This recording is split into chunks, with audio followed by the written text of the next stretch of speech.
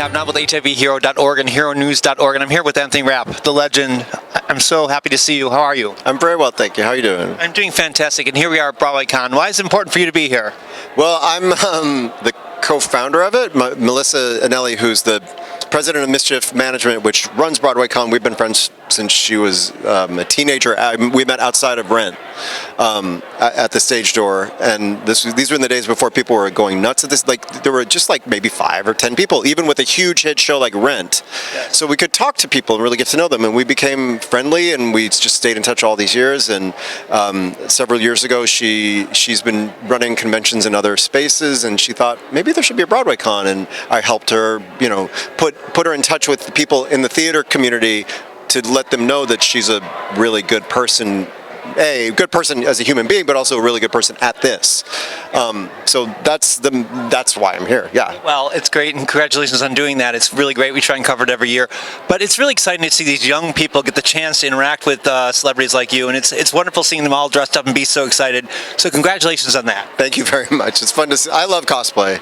And I'm amazed. I mean, I really do. I to see the dedication and skill that people bring to it, and it's such a wonderful way to show how much something is meant to someone, because they actually spent time and effort and maybe a little money, but they put heart and soul and work, or hired somebody else to put heart and soul and work into something as a display of like, this is meaningful to me. Well, you are a trailblazer. I mean, you changed the world when you guys did Rent. Everyone really learned much about HIV and how important it was to take care of yourself and be on your meds and deal with it mentally, and with all the things going on with it. I congratulate you on that and the cast, and it's still just something that keeps getting bigger and bigger because new generations keep getting introduced to it, right? Yeah, I mean, I don't know that Jonathan thought that his show would be the kind of classic that it became. I think he had high hopes, but to know that it's a real snapshot of a very particular period of time in the HIV and AIDS crisis, when it was right before the newer meds happened. So it was, right before protease inhibitors came on the scene, that really changed the landscape of people's life expectancy or health expectancies. So I think it's important for young people to learn about what it was like before that. And there are certainly some long-term survivors who have been HIV positive since the late 70s, early 80s, who are still alive, who were doing that without protease inhibitors. But clearly protease inhibitors made a huge difference in the way people could live with HIV.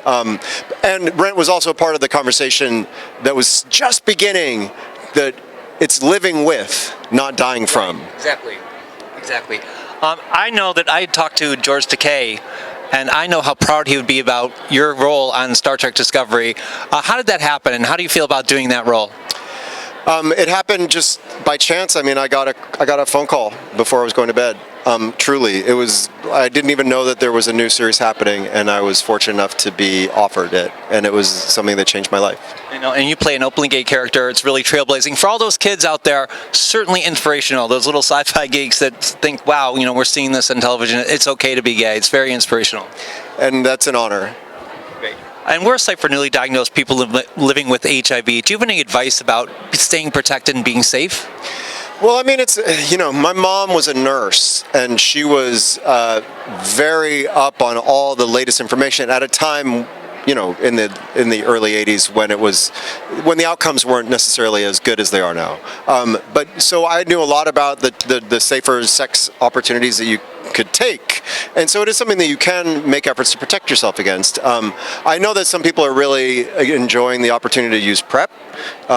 I have a question myself about are there long-term effects to someone's liver or kidney when they're on a medication like that for all those years? I don't know if they really know that, but there are steps you can take to take care of yourself, to protect yourself, and always, I would hope that if young people are always continuing to disclose their status and being open and honest about what their situation is, so people can always make informed choices. That's great. And, we always say get tested. You really need to know, and we're a site that will help you. We have tons of information, resources, and 7 steps that you need to do if you find out that you've newly been diagnosed, because you need these kind of things. So please go to HIVHero.org to get information on that. I want to thank you so much for being with us. You're amazing, a legend, and I'm truly honored to have this opportunity to interview you. Well, thank you, and thank you for doing the work you're doing to help make the world a safer and better place. Thank you so much. Really, pleasure.